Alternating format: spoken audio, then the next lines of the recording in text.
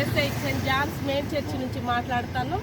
మా యొక్క చర్చికి 100 సంవత్సరాల పైగా చరిత్ర ఉంది. అయినను కొత్త చర్చి కట్టారని పాత చర్చి మూసేశారు. అది కమిటీ వారి యొక్క నిర్లక్ష్యత, వాళ్ళ యొక్క వైఖరి వల్ల ఇది జరిగిందని మేము అనుకుంటాను. ఎందుకంటే కమిటీ ఏముంది, ఫస్ట్ ఏమని చెప్పారు, అక్కడ చర్చి కట్టినా ఇక్కడ చర్చి నడిపిస్తామన్నారు. కానీ ఇప్పుడైతే కొత్త చర్చి వచ్చిందిగా పాత చర్చి మూసేయాలంటారు. ఇది సరైన పద్ధతి కాదు.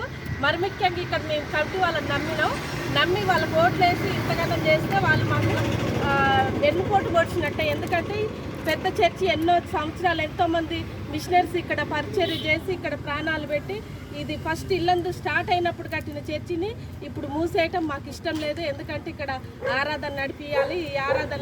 ఈ చర్చిలో ఆరాధన నడిపించకపోతే చాలా మేము ఊరుకుండే ప్రసక్తే లేదు. దయతో ఈ చర్చిని ఓపెన్ చేయించాలని పెద్దలందరినీ కోరుచున్నాం.